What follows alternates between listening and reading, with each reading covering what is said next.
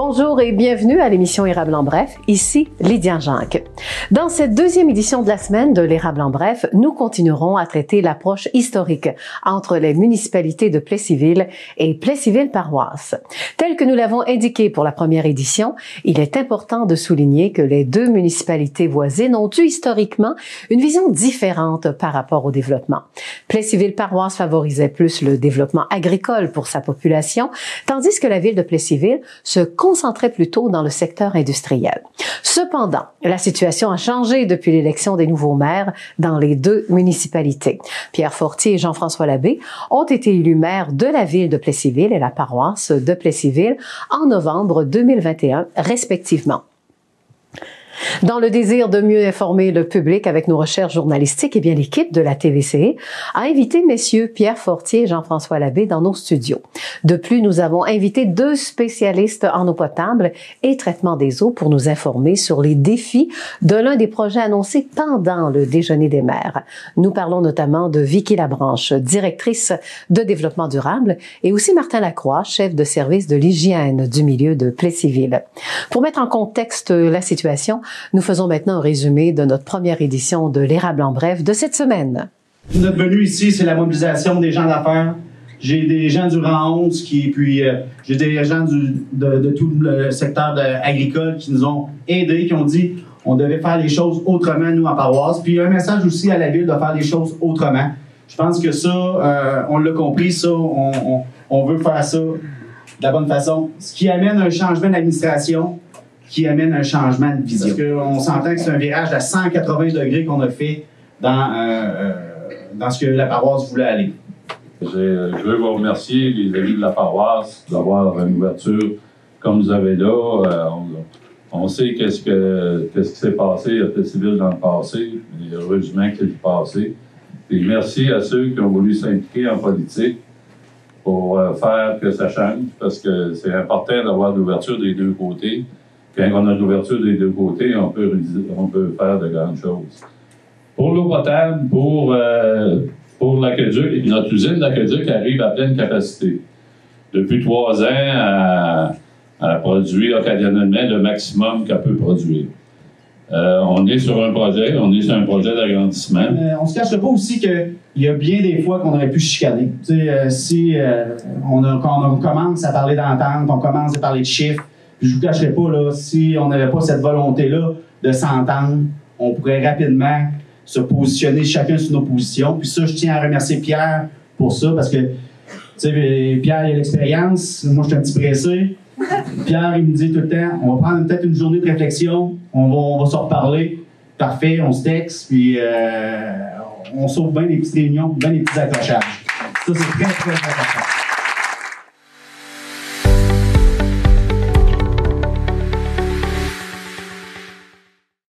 Tout le monde sont contents de voir la nouvelle dynamique qui s'installe dans notre grande communauté de Plessisville. Ils sont contents de voir que ça bouge. C'est important pour nous autres aussi de le communiquer, de savoir qu'on a une vision différente, puis qu'on veut travailler fort avec notre voisine, la paroisse, puis sur plusieurs projets. Fait que les gens sont contents. Puis ils sont contents aussi d'être informés. De savoir, un industriel, un commerçant, ça a besoin, un homme d'affaires, une femme d'affaires, ça a besoin d'être informé.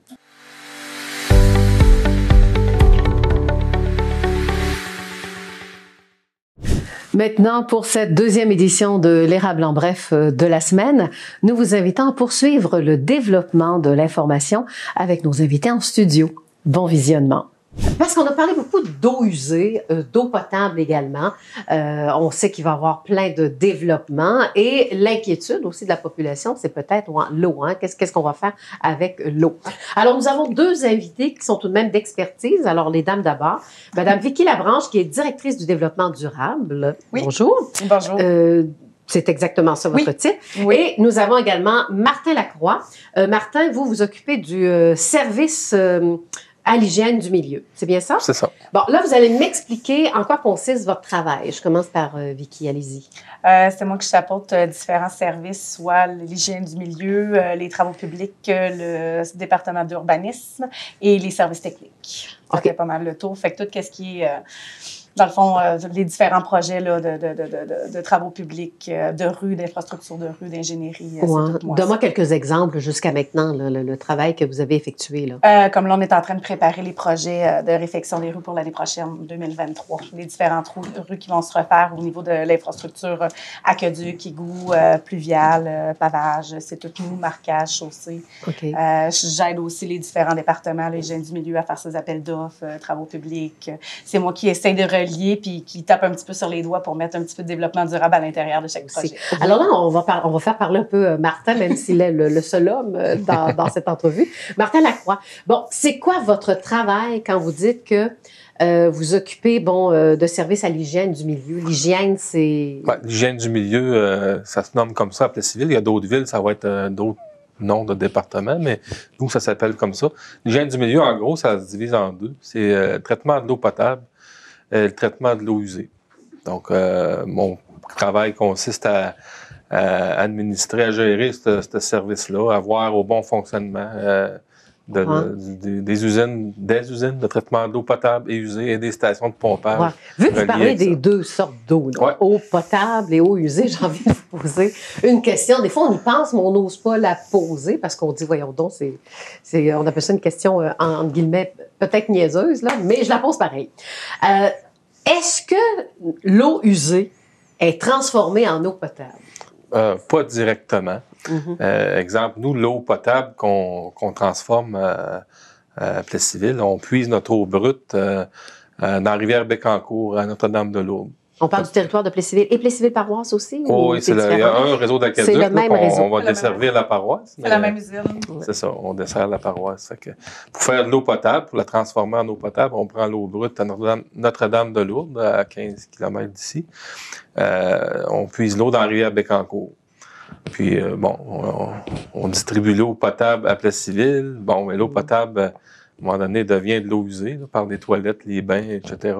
On la retraite dans notre usine d'épuration, qui est des étangs aérés, là. C'est le système qu'on a. Puis, l'effluent de cette usine d'épuration-là retourne dans la rivière Bourbon, qui, elle, retourne dans la rivière Bécancour, mais plus bas que, tu sais, vers... C'est ça. Mais, tu sais, si on prend de l'eau dans la rivière Bécancour, où ce qu'on la prend, là, à Notre-Dame-de-Lourdes. Mais la prise d'eau, c'est important, hein? Ouais. C'est où exactement? À Notre-Dame-de-Lourdes? Notre-Dame-de-Lourdes, oui. Okay. Juste avant le pont. Le chemin avant le pont, là, Rancigny. On a notre station de pompage est là. Puis il y a un tuyau d'aqueduc, un tuyau d'eau brute qui longe la route jusqu'à Plessisville, puis qui alimente l'usine de filtration. Oui, même au déjeuner, on s'est dit qu'il fallait mettre un petit peu plus de pression. Est-ce que ça se peut, ça, pour... Ça va dépendre de la demande qu'il y a dans le futur. Là, pour l'instant, on suffit, là, mais c'est sûr que s'il y a du développement, il va falloir faire quelque chose. C'est peut-être pas nécessairement de la pression, mais plus du volume. Oui. Monsieur Pierre Fortier avait parlé quand même de notre usine d'eau, de filtration. Elle commence à vieillir aussi, hein? Ouais. C'est ça, là. Elle date de quelques années, 50 ans? 1973, ça va avoir 50 ans l'année prochaine. C'était mis en service. Bon, et ça, qu'est-ce que vous prévoyez du côté de la ville? Pour parler? Même si on ne parle pas de regroupement, il y avait déjà quelque chose de prévu quand même, parce que il y a des réglementations et des normes du ministère avec laquelle on est obligé de se conformer. Puis les normes du temps, là, dans 1973, ne sont pas les mêmes aujourd'hui en 2022.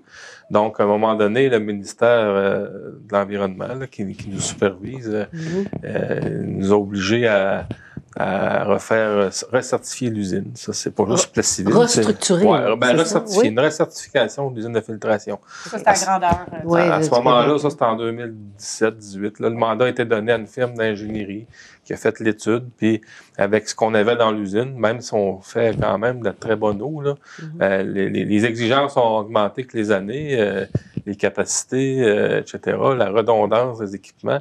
Il y a des choses qu'on n'a pas. Fait que pour se faire recertifier, il faut amener une mise à niveau de l'usine. Donc, vous faites des miracles actuellement. C'est ce que ça veut dire. Ça fonctionne. Ça fonctionne. Oui. Par exemple, on ne répond pas aux nouveaux critères du ministère. Ça nous emmène à une mise à niveau de l'usine prochainement, même si on parle On ne parle pas de regroupement, rien, mais on parle du fonctionnement normal. La mise à niveau est nécessaire. Oui, puis où est située notre usine de filtration? L'usine est au coin de la rue Saint-Édouard et route 116. Elle est à Plessisville. Juste ça, c'est en avant de la fromagerie Victoria, là, sur le coin de la rue. Puis à côté du garage municipal, Oui, bon. Des pompiers. Maintenant, pour le déjeuner, tout ce qu'on a annoncé, finalement, vous en avez eu connaissance aussi. Oui. Alors, quels sont les défis qui sont là pour satisfaire les demandes d'eau et d'eau potable de Plessisville, mais également de la paroisse de Plessisville? Bon, les défis pour l'eau potable et l'eau usée, en résumé, c'est d'être capable de produire de l'eau potable aux normes de 2022-2023 pour répondre aux exigences du ministère puis de suffire à la demande d'un développement possible. Même chose pour l'eau usée, c'est d'être capable de traiter cette eau usée-là pour un développement du Grand Plessisville, autant résidentiel que commercial et industriel. Il faut être capable de traiter les eaux usées qui vont être générées en plus de ce qu'on connaît aujourd'hui actuellement. Donc, c'est un peu ça, les défis. Là.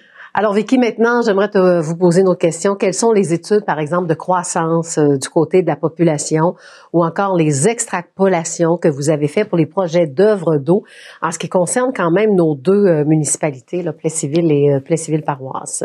Ça a été des études qui ont été, dans le fond, faites d'une coupelle quelques années.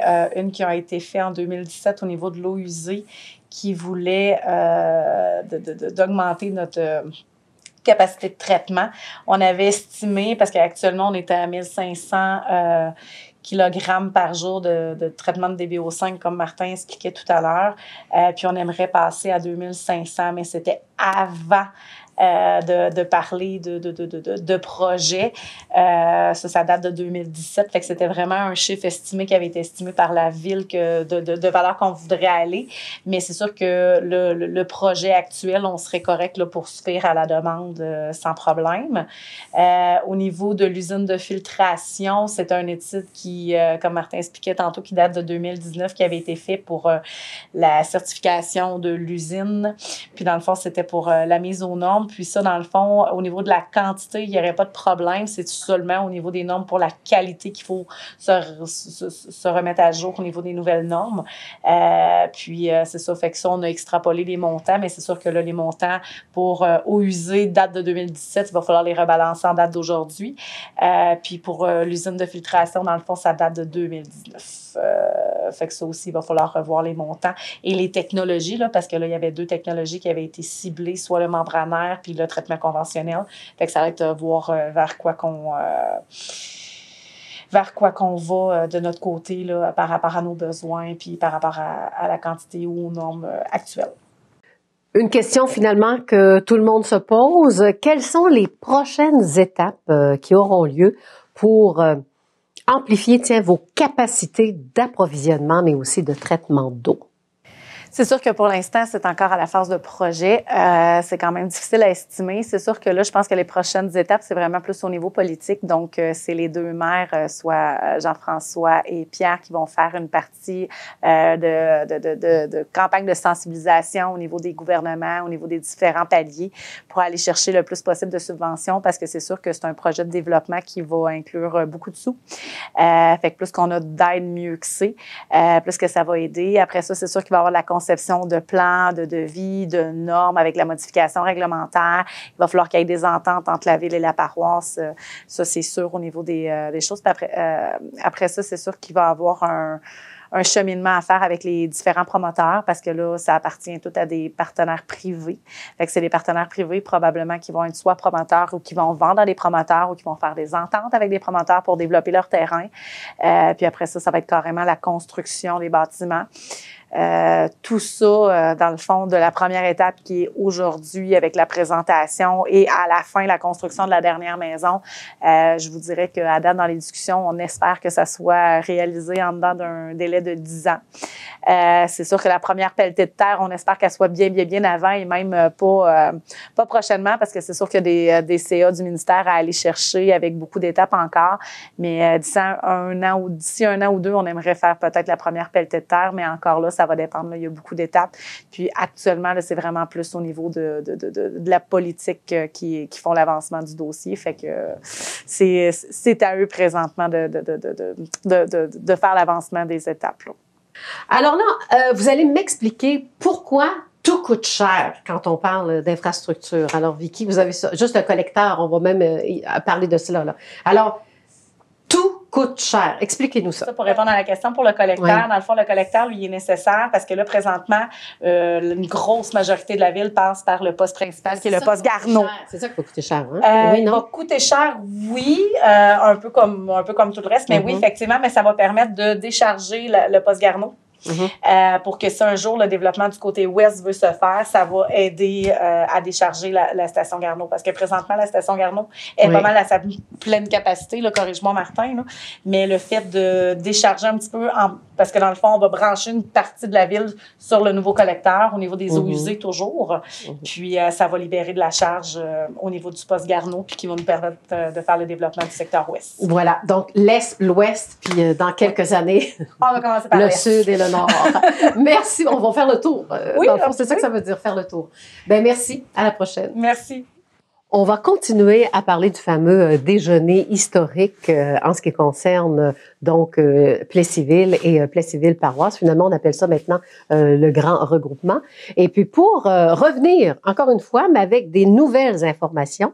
Alors, ça nous prenait, comme il l'a mentionné lui-même, quelqu'un qui est rapide pour allons-y en avant les projets pour notre développement, que ce soit dans le monde rural ou encore urbain. Alors voici donc Jean-François Labbé, maire. Là, on dit toujours maire de la paroisse de Plessisville. Ouais, je suis encore le nouveau maire de la paroisse de Plessisville jusqu'au début novembre. Je vais me permettre ça encore un petit peu. Ben c'est ça, parce qu'on parle aussi d'un regroupement. On a jasé avec les autres. Là. Ouais, on parle pas du grand regroupement, on parle du grand Plessisville. Oui. Mais oui, entre les deux municipalités, on parle éventuellement d'un possible regroupement. L'étude est en cours présentement, puis on devrait avoir un peu les premières analyses là, dans les prochaines semaines, mois là. Au niveau de novembre, décembre, on va commencer à avoir les chiffres de ce travail-là. Je tiens à saluer le travail des employés municipaux des deux municipalités, autant ceux de la paroisse que ceux de la ville. Il faut s'asseoir ensemble, puis partager le budget, puis se partager. C'est ça, quand vous parlez des chiffres, on parle de budget. C'est vraiment le budget, puis les postes budgétaires. C'est un petit travail de moine là, qui se fait avec la collaboration du ministère des Affaires municipales, là, la direction régionale à Victoriaville, là, qui nous accompagne à travers ça. Oui, pour savoir au moins hiérarchiser tout ce qui est système entre les deux. Exact, pour savoir... puis avoir les mêmes postes budgétaires. C'est vraiment technique, mais une fois que c'est fait, après ça, on va pouvoir parler de la même façon. On va pouvoir parler que ça, c'est un bas vert, c'est pas un bas bleu, c'est un bas vert. Donc, c'est plus facile dans les discussions par la suite. Ben oui, là, on a jasé pour pas prendre les mêmes sujets de ceux qui sont déjà passés. On a parlé que du côté du développement, là, il y aurait 800 nouvelles unités ou de portes, hein, pour bien comprendre aussi la nuance. Là, c'est 800 terrains. C'est 800 terrains? Terrains qu'on parfait. évalue, parce que là, on est en début de discussion, donc on n'a pas un plan de lotissement de fait, on est en début. Là, présentement, il faut juste se faire un plan directeur. Les municipalités ont ça. Oui. Je pense que ça fait très longtemps, mais ça fait des années que les deux municipalités auraient dû se parler ensemble pour avoir un plan directeur. À long terme. À long terme, là, dans les 40 prochaines années, qu'est-ce qu'on veut développer? Là, c'est un peu ça qu'on a fait dans la dernière année. On s'est dit, quel secteur, quoi revitaliser? Maintenant, on a un portrait. Puis, tantôt, on en parlait un petit peu, là, protéger la zone verte. Puis nous, à la paroisse, on a déjà beaucoup de territoires en zone blanche qui est prêt à être développé. Bon, ce qu'il faut comprendre, c'est que avant qu'arrivent des habitants, hein, c'était agricole partout. C'est ça. Donc, il y avait déjà de l'urbanisation dans certains secteurs. Mais il faut comprendre pourquoi à chaque fois qu'on ajoute du terrain qui devient rural, c'est parce qu'on est allé c'est-à-dire urbain, on est allé en demande d'exclusion de la zone verte. Verte, c'est ça. Donc, plusieurs municipalités, là, présentement, qui sont à revoir leur plan d'aménagement, qui vont demander des zones d'exclusion, d'agrandir leur périmètre. Ça, quand on fait ça, il faut avoir une vision sur 10 ans, 20 ans, puis on va devant la CPTEQ, puis on dit, on aimerait avoir telle portion de terrain parce que on voudrait faire 20 maisons pour les 10 prochaines années. Donc, c'est 2 par année. Nous, c'est un peu ça qu'on a établi. Avec le blanc actuellement qu'on a, c'est près de 800 terrains, mais on parle de 800 terrains qui peut être du unifamilial, du jumelé, du multilogement. Donc ça, c'est un potentiel énorme pour la grande région de l'érable. C'est marquant. Puis ça, les agriculteurs, le point de vue des agriculteurs, vous l'avez dit vous-même, vous avez fait du porte-à-porte. Est-ce qu'il y en a qui vous ont lancé certains projets pour... Parce que là, vous avez sûrement parlé du regroupement en même temps en étant en élection. Là. Oui. On a parlé de... Oui. C'est sûr et certain que le doute sur le regroupement, qu'est-ce qu'il va y avoir, mais dans le sens qu'on n'est pas si différent des autres municipalités. Il y a Princeville, ça fait plus de 20 ans là, qu'ils sont regroupés. C'est fait. Puis il y a du monde rural avec... La réalité, là, je pense qu'une fois qu'on prend le temps d'expliquer, puis on prend le temps la lucidité, puis la façon rationnelle de voir les choses. C'est pour ça que dans le déjeuner des maires, ça, c'est une des choses que je suis vraiment content, c'est qu'il y avait beaucoup d'entrepreneurs agricoles à ce déjeuner-là. Il y avait beaucoup d'entrepreneurs, il y avait du monde du communautaire. Donc, tu sais, oui, on aurait pu faire un déjeuner pour pouvoir expliquer notre vision du secteur Est à la population, mais là, il fallait commencer à quelque part. Puis là, les discussions sont commencées. Les entrepreneurs, les citoyens, le monde impliqué collectivement, savent un peu où on s'en va. Puis je pense que ça va nous aider à expliquer un peu c'est quoi le projet à travers la population. Au fur et à mesure qu'on va avancer, puis on va réfléchir, on va consulter la population. Puis quand on va prendre des décisions, c'est sûr et certain que on va expliquer nos décisions, on va expliquer pourquoi on a pris cette décision-là. OK. Alors, Jean-François, qui dit développement, ça veut dire qu'on veut voir grand. Donc, ça veut dire peut-être augmentation de la population, augmentation des commerces, augmentation de tout. Et souvent, quand tout augmente, c'est là qu'il faut vraiment être très, très bien planifié, là.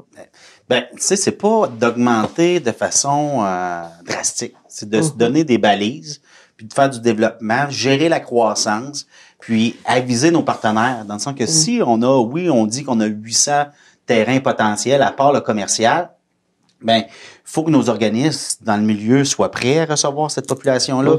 Faut que la commission scolaire, tu sais, on a des échanges, ils nous regardent du coin de l'œil je pense qu'on a les ressources nécessaires là pour faire face à ce développement-là. Mais quand vous dites qu'il faut faire attention là, pour les balises, donne-moi un exemple quand même de balises où ça, là, regarde, on peut pas le faire. Dans le sens que si on fait, demain matin, il y a 10 multilogements qui se bâtissent, disons 10 de 6 logements, c'est 60 familles supplémentaires. Tu sais, on peut pas aller là, on n'aura pas les ressources, on n'a pas... Tu sais, il faut le faire tranquillement, puis il faut expliquer, puis il faut avoir un plan de développement à du long terme. Voilà. Puis là, c'est le défi. Tantôt, tu parlais des solutions. Oui, C'est ça. Je pense que présentement, avec le conseil de la ville puis le conseil de la paroisse, on est les deux en mode solution. En tout cas, moi, je tiens à remercier Pierre. À plusieurs occasions, moi et Pierre, on aurait pu avoir... Vous l'avez dit au déjeuner. On aurait pu chicaner. On aurait pu... tu sais, mais on se parle, on raccroche, on se donne 2-3 jours des fois, puis après ça, on revient, on fait... Tu sais, on est en mode solution, on a l'obligation de s'entendre. Mais la mode solution, vous savez pourquoi elle s'en vient? Parce que là, on parle d'environnement. Vous savez, quand on s'entend pas, c'est parce qu'on vit pas dans le même environnement. Là, imaginez ce qui s'en vient. On va vivre dans le même environnement. Alors, peut-être que... c'est un peu ça. Présentement, là, j'ai des élus qui aimeraient siéger avec les élus de la ville pour avoir partagé un peu comment on voit les loisirs, comment on voit les bibliothèques. Ça s'en vient. Quand le jour, on s'assoit ensemble. C'est un peu ça. C'est le défi de 2 municipalités qui veulent s'entendre. Puis là, après ça, il y a l'étude de regroupement qui s'en vient. Puis là, on va peut-être réaliser que c'est bien beau s'asseoir ensemble, mais pourquoi pas être une seule municipalité? Tu sais, moi, j'ai pas peur de le dire. Éventuellement, ça peut finir comme ça. Ou si on continue avec les ententes, c'est de la gestion, c'est du temps beaucoup de plus, là, aussi. Bon, puis aussi, on s'en va vers tout ce qui est écologique pour sauver la planète Terre aussi, hein, dans le monde. Donc, le petit pas va devenir un grand pour une communauté. Là. C'est ce qui me frappe le plus, là, présentement, au Conseil des maires. Ça, c'est cette notion-là d'avoir une vision régionale. Ça, je l'apprécie beaucoup. Toutes des nouveaux, tu sais, la moitié, c'était des nouveaux maires, puis après ça, on a des maires avec expérience, que c'est le fun, on apprend. Moi, j'apprends beaucoup. Deux hommes d'affaires aussi. Des hommes d'affaires. Qui réussissent dans la vie. Puis, on se donne comme une obligation de s'entendre aussi parce que c'est le bien collectif qui nous gouverne là-dedans. Hein. C'est pas c'est pas Notre-Dame-de-Lourdes, c'est pas Laurierville, c'est pas Plessisville-Ville. C'est presque rendu comment on peut faire pour la région. Pour la MRC. C'est comme un parti politique. Maintenant, c'est que peux-tu faire pour ton parti?